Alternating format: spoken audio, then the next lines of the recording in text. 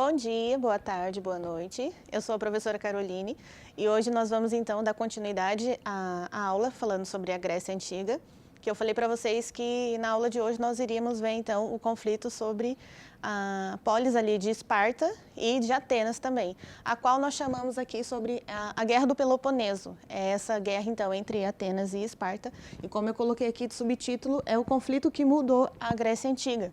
Porque ela não trouxe consequência apenas para Esparta ou apenas para Atenas, mas para a Grécia como um todo, como a gente vai ver até o final da aula.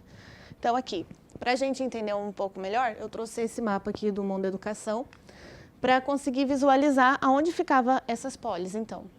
Aqui nós temos o Peloponeso, que ficava juntamente ali com Corinto, Esparta, a Beócia também, e já o grupo ali de Atenas, que eu vou explicar no próximo slide um pouco melhor, porque Atenas tinha seu grupo de aliados, né, como em toda a guerra, e Esparta também tinha o seu grupo ali de polis aliadas, como em toda a guerra também. Então aqui a Jônia, a Tessália, Atenas, aqui o Pireu era o porto que tinha de Atenas. Então esse aqui é só para vocês conseguirem visualizar um pouco melhor. Então aqui, quando nós falamos sobre a Guerra do Peloponeso, é dessa região, aqui novamente, ó, do Peloponeso, e foi um conflito entre Esparta e Atenas. Houve outros ali, que como eu falei, eram aliados de Esparta e Atenas, que participaram. Então aqui, ela foi uma guerra que durou cerca de 27 anos, então quase 30 anos de guerra. Como você pode imaginar, uma guerra por si só, ela é devastadora, né? Se você pegar a Segunda Guerra Mundial, por exemplo, que durou aí uns 5 anos, ela já teve uma devastação. Agora você imagina uma guerra de 27 anos, como que ficaram essas polis, né? E ficou praticamente tudo fragilizado, como eu coloquei aqui, ó. Enfraqueceu as cidades-estados gregas, devido então a esse prolongado desgaste econômico, humano e político também, que deixou vulnerável a futuras invasões, que é o que nós vamos ver até o final da aula também, que vai ser o marco, a Guerra do Peloponeso vai ser o marco que vai acabar ali com o período clássico da Grécia. Então aqui, marcou o fim já do período clássico da guerra, como eu coloquei. Muito bem, qual que era o contexto histórico ali então? Ocorreu durante o período clássico, que vai dar o fim depois, quando a guerra terminar. Foi uma guerra prolongada, com uma trégua temporária. Então, Esparta e Atenas tiveram uma trégua assim, temporária. Durou mais ou menos 3 anos, mas não foi uma trégua assim, suficiente para que ambos se recuperassem por completo. É importante dizer isso. Então, representou a disputa pela hegemonia grega. Então, vamos dizer assim, que Grécia, ali na Grécia, Esparta e Atenas, eles tinham 2 problemas ali, de um querer mais influência do que o outro sobre as outras polis. Então, primeiramente, pode-se dizer que essa foi a ocasião que se deu essa guerra, ou a principal ocasião que se deu essa guerra, era que cada uma queria influenciar mais as outras polis do que a outra. E lembrando que a gente viu na outra aula sobre as características diferentes de cada polis. Se você pega Atenas, lembrando que a gente viu, eu não vou conseguir agora falar tudo, mas se você tiver alguma dúvida, volta lá na aula anterior, que eu falei características dessas cidades. Mas Atenas, por exemplo, era uma cidade ali com seus filósofos, a democracia, ainda que não fosse a democracia que nós conhecemos hoje, era aquela democracia um pouco mais restrita, somente homens que fossem filhos atenienses e tal. Mas foi o início de uma democracia, era algo muito mais político, enquanto Esparta já era aquela coisa de guerra. A sua sociedade ali tinha pontos positivos, mas o que ela mais ficava marcada era essa questão mesmo de guerra e ser extremamente militarizada. Então, são 2 pontos principais aí. Se você quiser lembrar de mais detalhes, volta na aula anterior. Então, aqui, ó, a causa da guerra, disputa por poder e influência entre Atenas e Esparta. Tão diferentes entre si, mas tão iguais em questão de ego. Cada uma queria influenciar mais do que a outra. Diferenças políticas, lembrando então o que eu já falei. Atenas era uma democracia, ainda que não a democracia que a gente tem hoje, por exemplo, no Brasil. Eu, como mulher, posso votar. Uma pessoa maior de 16 anos pode votar, independente de qualquer coisa. Aqui era aquela democracia restrita, como eu já falei. E a Esparta, que era uma oligarquia. Lembra da aula passada que eu falei sobre oligarquia? Era aquele grupo restrito, aquele poder para grupo restrito de pessoas. Então, não eram qualquer pessoas que poderiam exercer o poder. E aqui eu coloquei também diferenças econômicas e sociais. Atenas, ela tinha uma característica muito marítima. Era ali uma característica dela de ser marítima e comercial. Enquanto Esparta era mais agrícola e militar também. Lembrando que isso aqui a gente viu na outra aula. Se você quiser saber mais detalhes, volta lá. Depois você volta para cá. Muito bem. Então, aqui. Como em toda guerra, vai ter os dois lados. E cada um vai chamar ali o seu grupo, né, de amigos para fazer parte dessa guerra, para lutar um pelo outro. Então, aqui na Guerra do Peloponeso, nós temos dois grupos aqui. A Liga do Peloponeso, que era de Esparta.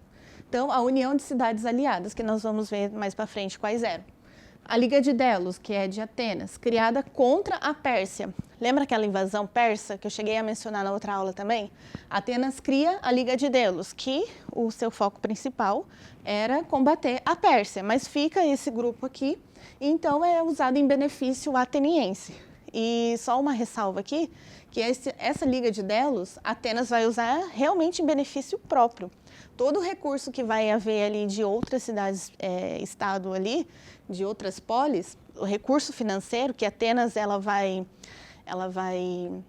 pegar para a Liga, ela vai usar para uso próprio. E isso é um dos motivos que vai criar um problema mais para frente que nós vamos ver aqui. Então, o imperialismo ateniense, essa questão do ego ateniense aqui, gerou insatisfação porque impunha a sua influência política e econômica, gerando ressentimentos no seu próprio grupo. Então, as outras polis que faziam parte ali da Liga de Delos começaram a ficar, nossa, mas eu estou contribuindo, só que essa contribuição está indo lá para a cidade, para a polis de Atenas, não é algo comum, bem comum, está indo para eles próprios, então começou a gerar esse ressentimento. Então, aqui, Corinto pressionou Esparta a declarar guerra. Então, Corinto ali, que faz parte também de uma polis, ela começou a pressionar Esparta para que declarasse guerra, e assim foi. Então, aqui começou esse desenvolvimento, então. A primeira fase, Esparta invade a Ática, que era a região em volta de Atenas, e Atenas domina o mar para realizar ataques e bloqueios e manter o controle das rotas comerciais, porque Atenas era muito forte nessa questão marítima, como eu já mencionei. E aqui, quais eram as táticas que eles utilizavam? O Óplitas, que eram soldados de infantaria pesadas da Grécia, eu coloquei a imagem aqui, eles tinham essa característica, a lança, né? A couraça ali, tudo, era mais ou menos assim, então, que era representado os Óplitas lá, principalmente reconhecido pela sua lança. E não era algo exclusivo de apenas uma polis, mas de várias ali. E algo que era agora mais específico, então, de Atenas, era esse triremes aqui. Se você gosta de história, provavelmente você já ouviu falar sobre ele, porque ele é um dos grandes navios aí da antiguidade que até hoje é muito falado sobre a sua competência ali no mar. Então, eram navios de guerra, especialmente de Atenas, e eu vou mostrar aqui para vocês porque ele é tão especial assim e mencionado até hoje. Vocês podem ver, ó, triremes, né? Remete ao número 3. Eram 3 pessoas aqui que remavam ao mesmo tempo. Então, ficava assim, ó, aqui embaixo nós temos 3. Então, você pode imaginar que a velocidade dele era muito maior do que só tivesse um. Então, mas assim, ó, um ao lado do outro, ou um embaixo aqui do outro, né? Que era quase ao lado aqui. Então, a agilidade dele era muito maior do que um dos outros. E essa era uma característica, então, de Atenas, usar esse triremes aí no mar. Então, Atenas resistia com muralhas e acesso ao mar. Atenas também ficou muito conhecido por essas muralhas que envolviam ali, então, para que não houvesse invasões. Inclusive ao mar também, né, com os triremes aqui. E outra coisa, curiosidade, ó, se você ver o bico dele, quando ele chocava com outro navio, era o mesmo, ou quase o mesmo impacto como um torpedo, por exemplo, de hoje em dia. Então, esse bico aqui do navio servia ou tinha o mesmo impacto de um torpedo. Então, aqui nós começamos a ver essa crise ateniense. Atenas, só para dar um breve spoiler, ela vai perder essa guerra e tudo começa então aqui com a derrota em Siracusa. É uma derrota militar que ela tem e acaba enfraquecendo então a sua briga, né, na guerra. Esparta conquista as minas de prata, que também era uma característica lá da região de Atenas. O apoio da Pérsia fortalece Esparta. Lembra que na outra aula a gente viu Esparta tem aquela rivalidade com os persas e tudo mais, que tem até naquele filme do 300. Só que aqui, ironicamente, ele vai se alinhar a Esparta para derrotar Atenas, então. Então, o bom da história é que, assim, você nunca sabe o que vai acontecer, porque a história é a vida real, né? Então, é algo que não é nenhuma história aqui que foi inventada da cabeça de alguém, realmente aconteceu, e como a vida real é cheia de surpresas, é o que nós vamos ver aqui também na história da humanidade como um todo, né? Então, o apoio da Pérsia fortalece Esparta, o que era um antigo inimigo, volta a ser o seu aliado, quer dizer, agora é um aliado. As cidades abandonam a Liga de Delos. Então, aquela Liga de Delos de Atenas, deixa eu voltar aqui que eu comentei, começa a ser, então, as cidades que faziam parte dessa liga aqui, os aliados de Atenas começam a abandonar e deixar Atenas ali, também já um pouco ressentidas com tudo aquilo que eu falei, de Atenas usar e se ver muito em benefício próprio e acaba esquecendo de outras cidades. Então, vai começando a ter esse abandono aqui. Então, aqui, depois que essas cidades começam a abandonar, então, a Liga de Delos, começa a haver esse abandono da Liga que era ateniense, já vamos encaminhando para o fim da guerra. Aí, acontece essa batalha de Egospóstamos, de 405 a.C., que é, então, o que acaba de vez com Atenas, a derrota final de Atenas e o fim da guerra depois dessa batalha, então. Atenas se rende e com toda a guerra, né, vem fome, aqui acontece um bloqueio, a ruína naval, então Atenas perde esse poderio todo militar e naval aí. Esparta destrói muralhas que haviam lá em Atenas e impõe o domínio. Então, aqui, Esparta, agora, ela vai começar a fazer a hegemonia ali da Grécia. Ela que vai comandar ali por um pequeno tempo, não vai ser muito longo esse tempo não, como a gente vai ver também aqui mais para frente. Então, aqui nós temos cerca de 250 mil mortos, né? Infelizmente, como toma toda a guerra, há tudo isso aqui, a fome, né, mortes, enfim, ruína em geral. Então, aqui nós vamos encaminhando para a consequência dessa guerra. Qual foi? A queda do Império Ateniense, esse breve domínio espartano, que eu mencionei também, que ele vai começar a dominar ali, mas vai ser bem breve esse domínio. E aqui nós temos a história como uma ciência. Uma obra desse nome bem complicadinho aqui, do Tucídides. E aqui também o enfraquecimento das cidades-estados. Então, não sei se você já ouviu aquela frase de dizer que uma casa dividida não prospera. É resumidamente isso aqui, né? A Grécia estava dividida, primeiramente entre Atenas e Esparta, e agora a gente vai ver uma outra divisão que vai ser entre Atenas e Tebas. Então, como que iria, né, prosperar algo assim? Então, nós temos o pós-guerras e novos conflitos. Então, ó, insatisfação com Esparta, porque Esparta tinha o mesmo problema que Atenas em questão de ego, de querer influenciar a hegemonia e tudo. A única coisa que trocou de Atenas para Esparta, né? Então, Atenas se reergue com o apoio de Tebas e Tebas vence Esparta, então. Então, a polis lá de Tebas, ela começa também a ficar insatisfeita e criar muito ressentimento com Esparta, justamente pelo mesmo motivo que foram criados aquele ressentimento com Atenas. Então, vai acontecer a mesma coisa, né? Como também tem uma frase que diz que o orgulho procede à queda, então foi isso que aconteceu também. Tebas vence Esparta, então, em 371 a.C. E começa a haver uma crise e fragmentação política. E alguém vai ver essa crise e essa fragmentação política e vai querer tirar vantagem disso. Como eu falei, uma casa dividida não prospera. Então, aqui, ó, nós vamos começar a ver o fim do período clássico, que é justamente, então, quando começa a haver essa invasão aqui macedônia. Então, aqui, a instabilidade enfraqueceu a Grécia, toda essa guerra aí de quase 30 anos enfraqueceu completamente essas polis. E, como já estava aqui, né, a dica para vocês, houve uma invasão macedônica. E quando a gente fala de Macedônia, que fica nessa região que eu mostrei aqui para vocês, só voltar um pouco. Aqui, ó, aqui em cima. Quando a gente fala sobre a Macedônia, a Grécia, vem algo, ou uma pessoa à mente de vocês? Cadê? Então aqui, ó, lembrando do conteúdo lá do 6º ano da escola. Felipe II e Alexandre o Grande. Então aqui, Felipe II que vai dar início a essas invasões aqui macedônicas, que ele vai ver essa instabilidade, esse enfraquecimento da Grécia, e ele vai começar a tirar vantagem disso. Então, ele invade as outras polis ali, começa a ter agora essas invasões, e o Felipe II depois vai deixar então o trono para Alexandre o Grande, que vai expandir mais ainda essa influência macedônica aqui. Então, quando começa a ver essa invasão aqui, já esse Império Macedônico, né, nós vamos começar do período helenístico. Então, acaba o período clássico da Grécia e começa a vir o período helenístico, então. E esse nome aqui, o que remete a alguma coisa a você? Helenístico, período helenístico? Olha, geralmente quando eu pergunto para os meus alunos isso aqui, eles têm uma ideia errada do que é esse período helenístico, mas eu vou deixar para falar depois. Então, aqui, ó, só para a gente concluir. A Guerra do Peloponeso destruiu o equilíbrio grego, mostrou o custo das rivalidades internas. Lembra? Duas frases aqui, ó, que dá para deixar também de moral dessa história toda.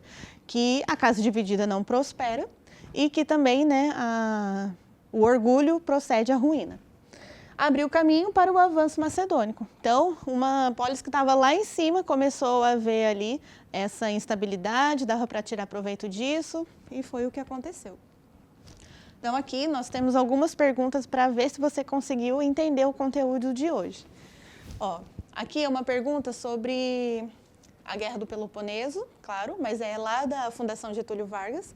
Fala assim, ó, a Guerra do Peloponeso, ocorrida na Grécia entre 431 e 401 a.C., foi o quê? Letra A. Uma guerra defensiva empreendida pelos gregos contra a invasão dos persas e ameaçada de perda de suas principais praças de comércio do mar Mediterrâneo. Tá meio estranho, né? A letra B. Uma invasão do território grego pelas tropas de Alexandre o Grande, na época da expansão do Império Macedônico, que herdara de seu pai. Não vou falar nada ainda. Uma luta comandada pelas cidades de Esparta e Corinto contra a hegemonia da Confederação de Delos, liderada por Atenas, sobre o território grego. Então, algo que eu sempre falo para os meus alunos, e eu já falei nas aulas aqui, é o que a pergunta está querendo saber. O que ela não pergunta, você não responde. Então, aqui, ó, a Guerra do Peloponeso, ocorrida na Grécia, foi o quê? Nós vimos que a letra B, por exemplo, que fala sobre Alexandre o Grande, aconteceu depois da Guerra do Peloponeso. Então, não é a letra B. A letra A fala que eram os gregos contra os persas. Isso aqui é de uma outra aula, foi a primeira aula, eu acho que nós vimos sobre isso aqui. E a perda de suas principais praças de comércio do mar Mediterrâneo. Não também. Só tem uma que faz sentido aqui, e essa aqui nem posso dizer que está difícil. Então, uma luta comandada pelas cidades de Esparta e Corinto. Lembra que Corinto ficou instigando Esparta para começar a guerra? Contra a hegemonia, ou seja, aquela influência de Atenas, que tinha a sua confederação ali de Delos, que era liderado por ela, Atenas, sobre o território grego. Então, eu espero que você tenha acertado, porque essa estava muito fácil. Segunda pergunta. A Guerra do Peloponeso, ocorrida entre 431 a.C. e 404 a.C., opôs diversas cidades-estados gregas em duas reuniões beligerantes, comandadas por Esparta e Atenas, que ficaram conhecidas como... Então, qual era o nome aí dos dois grupos rivais? Letra A, Confederação de Delos e Confederação do Equador, tudo a ver. Letra B, Confederação do Peloponeso e Confederação Itálica. E letra C, Confederação do Peloponeso e Confederação de Delos. Foi, eu acho que uma das palavras que eu mais falei aqui. Qual é? Dentre A, B e C. Se você respondeu letra C, parabéns, você está prestando atenção. Muito bem. E para a gente finalizar aqui, uma terceira. Então, a Guerra do Peloponeso, de 431 a 404, Ó, essas datas aqui, a primeira você pode reparar que estava 401, né? Agora está 404. Mas não tem problema, né? É entre essas datas aqui mesmo. Acabou resultando no enfraquecimento do poderio econômico e militar das cidades-estados gregas que haviam hegemonizado a região oriental do Mediterrâneo. A questão-chave que ele quer saber.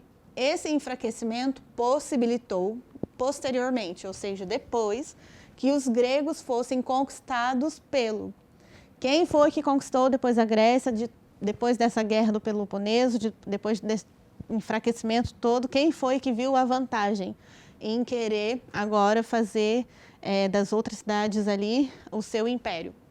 O Império Macedônico, o Império Persa ou o Império Romano?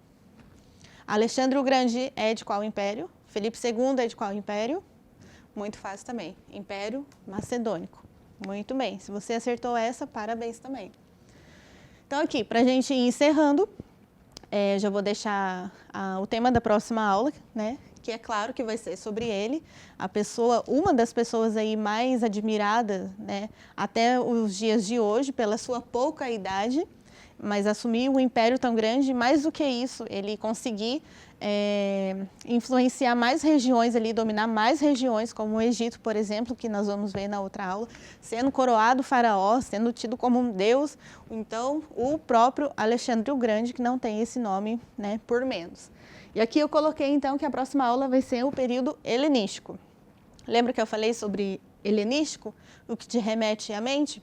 Já vou deixar claro que alguns alunos pensam que tem a ver com Helena de Troia, mas não tem nada a ver com nenhum tipo de Helena aqui. É relacionado a outra coisa, a outro nome, muito mais grego. Então, não vou falar, vou deixar você ficar curioso e ver a próxima aula. Então, próxima aula aí, vamos falar sobre o cara Alexandre o Grande, durante, então, o início aí do período helenístico. Muito obrigada e eu espero você na próxima aula.